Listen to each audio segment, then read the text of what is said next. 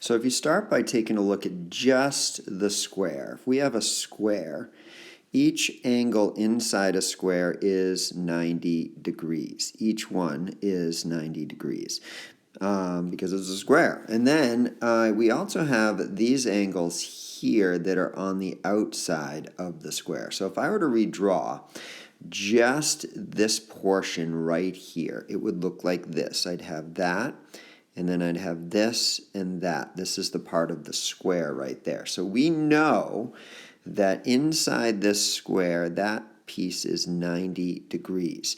We also know, we've talked about this, if you had a full circle, it would be 360 degrees. So the circle is 360. If you were to take 360 and subtract 90 from it, you would get 270 degrees. That means that this angle right here and that angle right there add up to 270. And then this plus this angle plus this angle plus this angle are 360.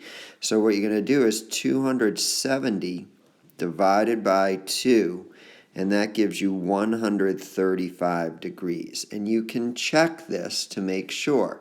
So if we had 135 degrees right here, 135 degrees right there, and then 90 degrees right there, all three of those added together would give you 360. So your answer is 135.